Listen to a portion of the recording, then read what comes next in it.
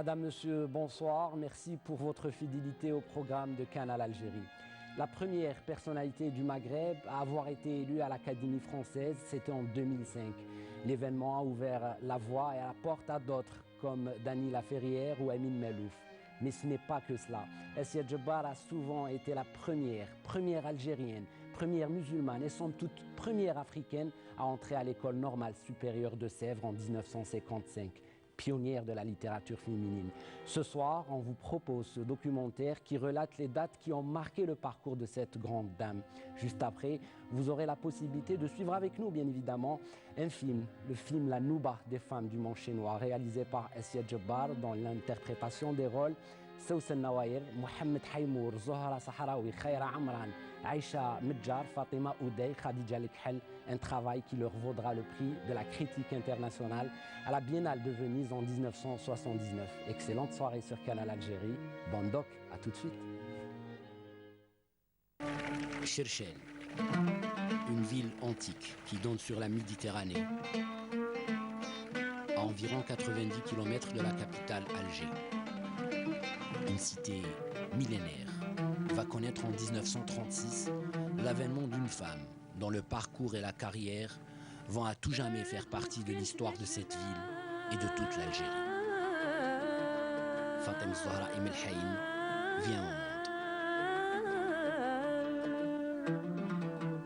C'est dans le quartier de Ain Qseba, en référence à cette fontaine d'eau fraîche située au centre de la petite Kasba, au cœur de la ville de Cherchel, que l'enfant Fatem Zahra a grandi.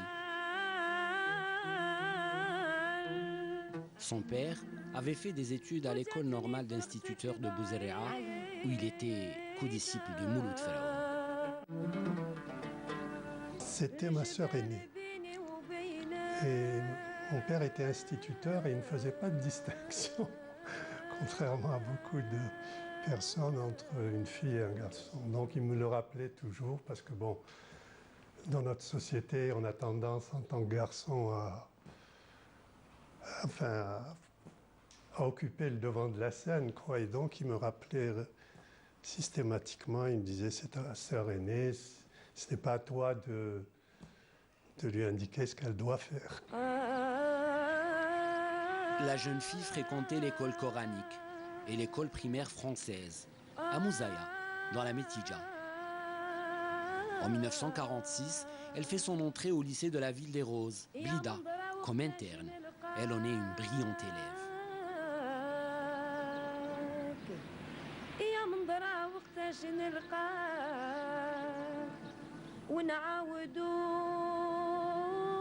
Lorsque j'étais normalienne et qu'elle était lycéenne à Blida, par une amie commune, j'ai beaucoup entendu parler d'elle. Et ce qui m'avait fascinée, c'est qu'à l'âge de 10 ans, elle avait une prise de conscience extraordinaire en ce qui concerne la colonisation. Et elle avait le courage de dire à ses enseignants français vraiment des vérités qui, à l'époque, étaient révélatrices d'une maturité et d'une lucidité extraordinaire. Ayant obtenu son bac en latin, grec et philosophie, Fatem Zahra Emel Haïm est admise à l'école supérieure de Sèvres. C'est la première Algérienne à y avoir accédé. Mais en cette période, l'Algérie vit l'une des plus importantes révolutions anticolonialistes du XXe siècle, la lutte de libération nationale. ورغم المضايقات وكل أعمال الاضطهاد الذي كان يمارسها الاستعمار الفرنسي ضدهم. En solidarité avec leurs frères maquisards révolutionnaires, les étudiants algériens décident d'entamer une grève. On est le 19 mai 1956. Par solidarité avec les étudiants grévistes, Fatem Zahra Emel Haïm ne passe pas les examens de licence. À 20 ans seulement, la jeune Fatem Zahra fait ses débuts d'écrivain. En 2 mois, elle écrit son premier roman, La Soif. Assia Djebar, l'auteur, est né. C'était la période de la grève des lycéens, des étudiants, enfin, c'était en 50. Et donc, elle a respecté, bien sûr, cette grève et elle s'est mise à écrire. Elle a sorti son premier ouvrage.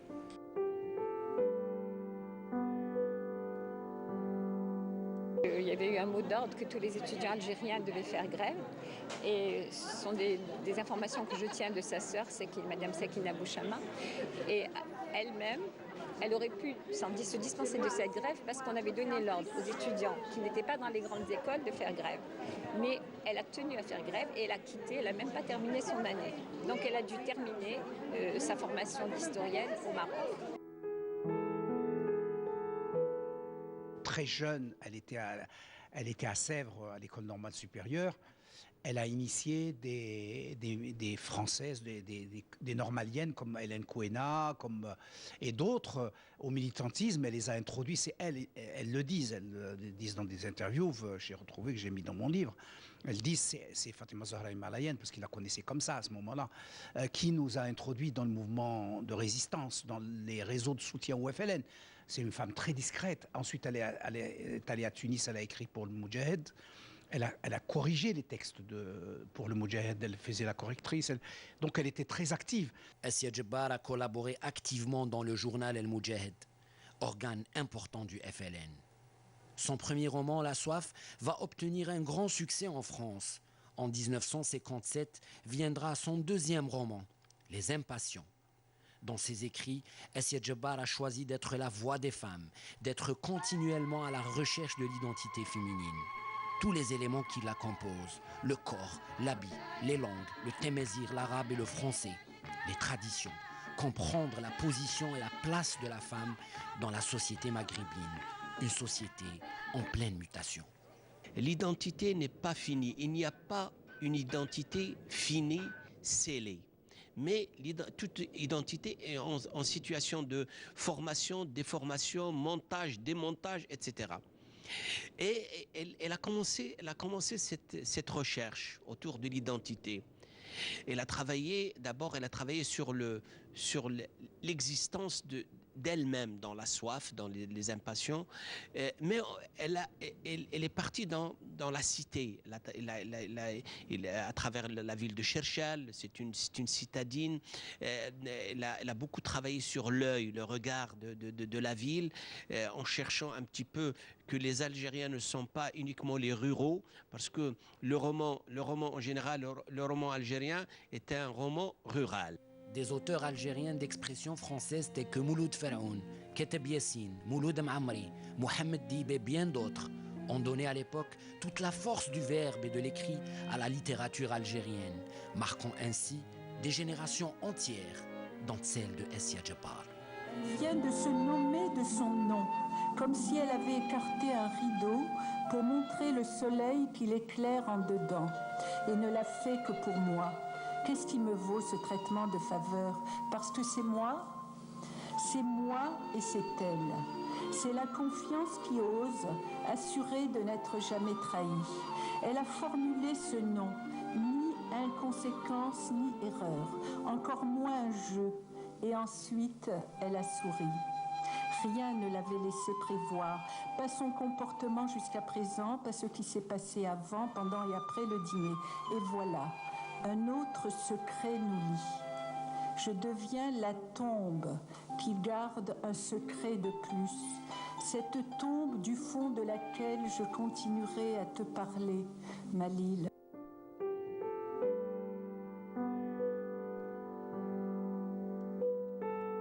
Moi, je la considère comme étant une icône de la littérature algérienne. Pourquoi?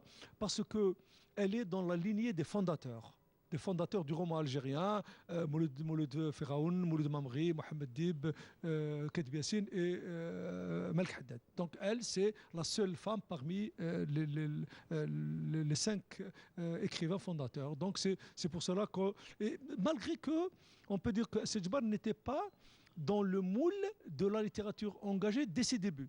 Nous savons tous les déboires qu'elle a eus quand elle a publié La Soif en 1957 et qu'elle a été considérée, comme par exemple par le Sharaf, comme étant un roman petit bourgeois d'une fille. Écrire un roman en 57 en pleine guerre d'Algérie et ne pas parler de la guerre d'Algérie, c'était pour les tenants du savoir, disons, engagé à l'époque. C'était vraiment une aberration, quoi. En 1959, elle est assistante d'histoire de l'Afrique du Nord à l'université de Rabat, où elle rencontre son ancien professeur de la Sorbonne, Charles-André Julien.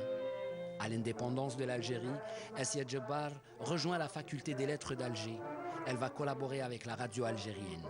Entre 1960 et 1965, elle publiera Les enfants du Nouveau Monde et Les Alouettes naïves.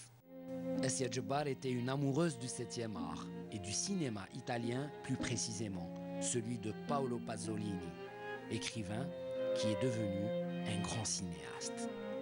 Il faut dire que le cinéma est arrivé à un moment où elle avait décidé d'arrêter d'écrire. Elle a arrêté d'écrire vers le début des années 70, 69, même fin des années 60. Elle était un peu obsédée par cette campagne qui régnait dans les années 60 et 70 sur l'arabisation et sur la langue de l'ennemi, etc. Tout ça, c'était dans l'ambiance. Aujourd'hui, il n'y a plus ça, mais il faut se souvenir, il faut remettre ça dans son contexte. Et donc, elle a décidé, elle aimait le cinéma. Elle était très, très impressionnée par Pasolini, par Bergman, etc. C'était une vraie cinéphile, vraiment, qu'elle connaissait bien le cinéma. Et Pasolini, c'était sa référence parce que c'était un écrivain qui était passé à la caméra et qui avait réussi, un des plus grands cinéastes de l'histoire du cinéma, italien quand même. Et donc, elle a voulu se venger de cette campagne, si vous voulez, dont elle a beaucoup souffert, cette langue de l'ennemi, tout ça, en disant, le cinéma va me permettre d'utiliser mes langues maternelles, c'est-à-dire l'arabe parlé et le chinois, la Maziri. C'est ainsi que Assia Djebbar va pénétrer dans le monde du cinéma. Durant 3 mois, elle enquête auprès des femmes de la tribu maternelle. Le tournage de son film va durer 6 mois. En 1978, le film sort, La Nouba des femmes du Mont Chenois. Une année plus tard, il obtient le prix de la critique internationale à la Biennale de Venise. جا واحد الجار ويقول لمول الغنم يا سيدي هاد الراعي اللي جاي يرعى عندك ما جاش باش يرعى كل عشيه الحمام يدور عليه كاشي نهار اتخبى وتشوف مين تخبى وشاف قال له انت ما راكش من اللي يصرحوا قول لي منين بلادك جيت نتمشى على رجليا من الشام لهنا هذاك السيد دا مع السوق شرى له اللازم وبنى له جامع بقى يقرا ويقري الدراري قعد هكذاك في جبل الشنوا وكل عام يطعموا عليه ويذبحوا فرد ما كانوش يخدموا بكري وكان محل فيه خابيات فيهم العسل وفيهم السمن وفيهم الزيت وآخره. La textualité filmique, c'est ce que j'appelle la textualité filmique. Parce qu'elle est partie pour faire une carrière de cinéaste et comme Kateb Yassine faisait du théâtre qu'il n'a plus jamais réécrit. Et finalement, en mettant en scène son film La Nouba des femmes du Mont Chenois et l'autre film, en racontant à partir d'archives, elle s'est rendue compte qu'elle faisait des romans cinématographiques. Elle écrivait du roman, elle écrivait de la littérature filmée, avec un génie exceptionnel. Quelque chose du sens, des idées. Il y avait des idées cinématographiques comme cette scène de la qubba, du lit traditionnel où la grand-mère raconte à la petite fille et puis après on voit d'autres grand-mères à l'infini qui racontent, qui transmettent la mémoire. La transmission de la mémoire, c'est aussi ce magnifique documentaire que Assia Djebbar a réalisé en 1982, La Zerda ou Les Chants de l'Oubli. Entrepris en 1979, ce travail poétique en 4 tableaux qui démontre comment l'Afrique du Nord a été mise en image durant la période de colonisation. «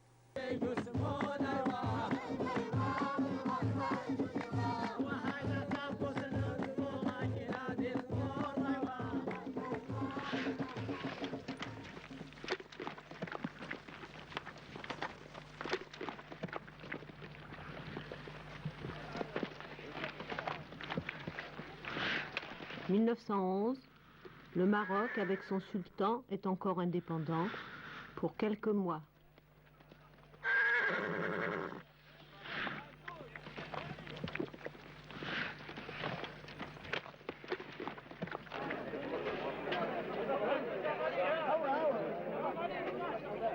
Tunis 1912. Le protectorat est installé depuis une génération déjà. Un nouveau bey est désigné.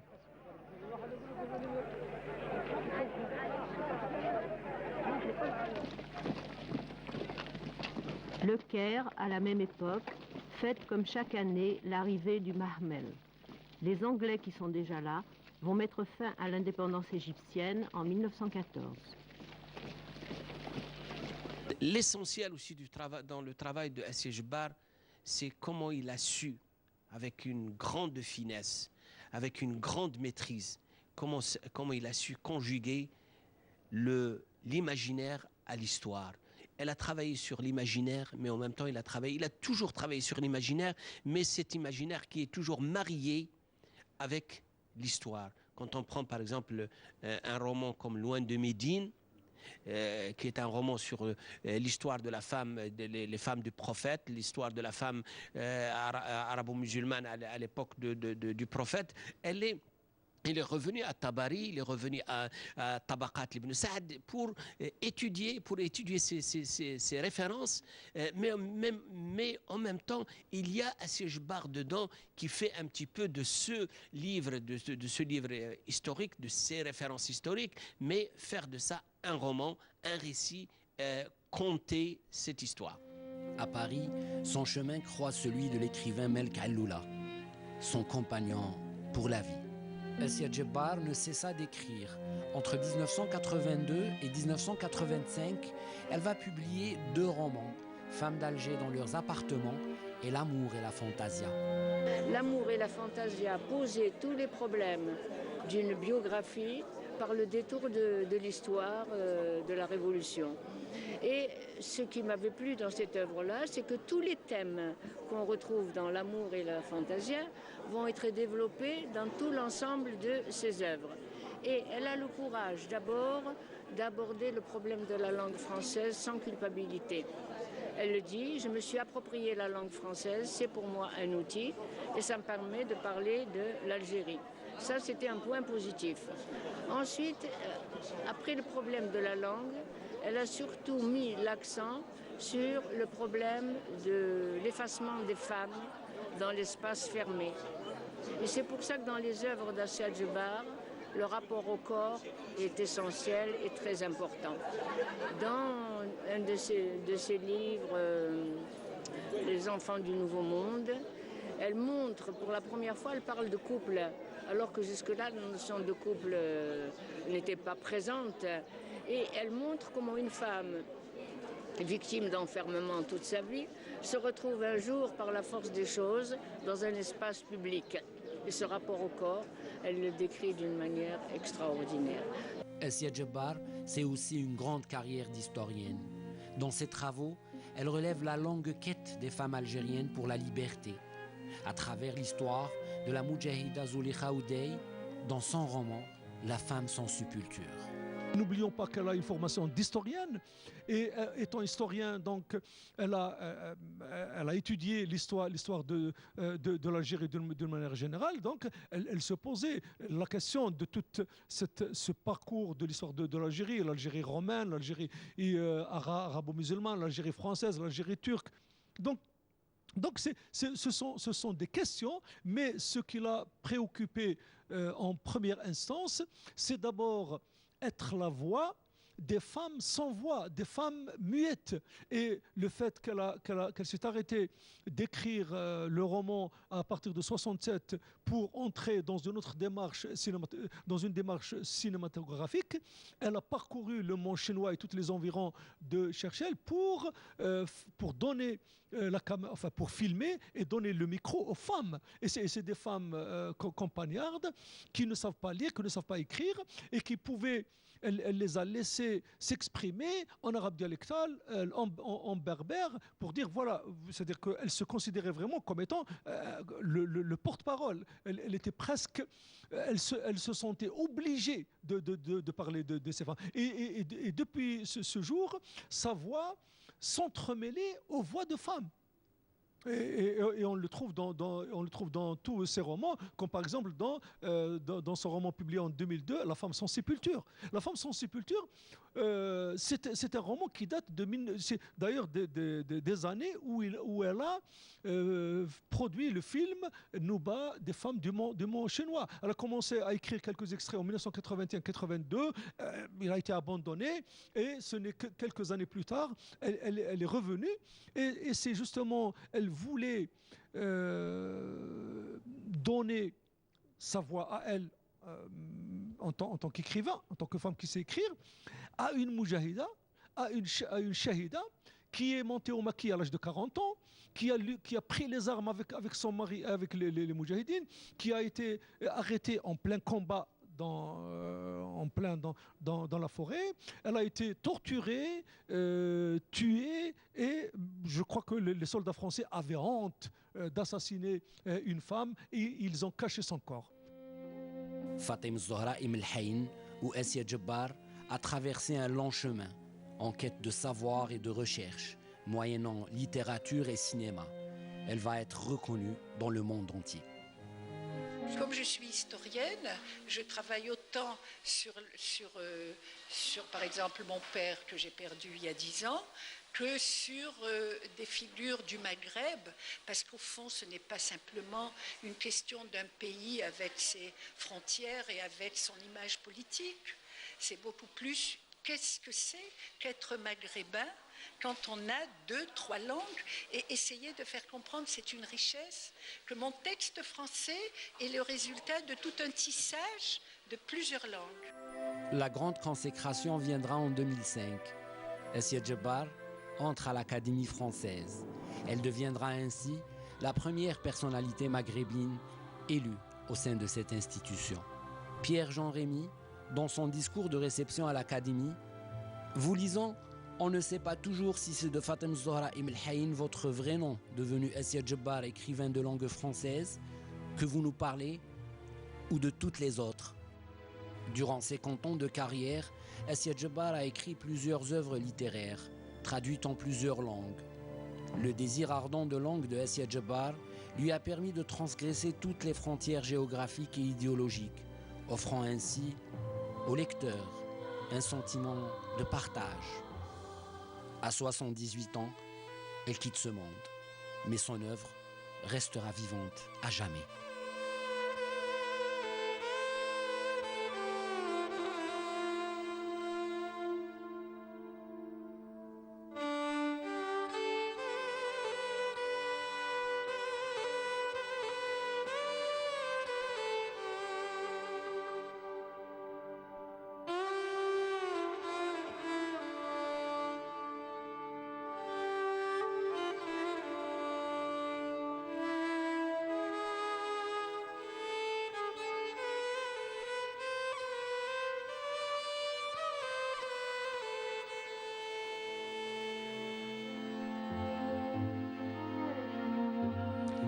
Assia Djebbar nous a quittés le 6 février dernier, quelques jours après son compagnon de tous les jours, l'écrivain Malik Alloula, tire sa révérence. Mais ce sont des personnalités immortelles de par leurs œuvres littéraires éternelles. Madame, Monsieur, merci de nous avoir suivis. Tout de suite le film, restez sur Canal Algérie. Merci à l'équipe technique du Studio 2 pour la réalisation de cette émission. Moi je vous dis à la semaine prochaine. Au revoir, bonne soirée.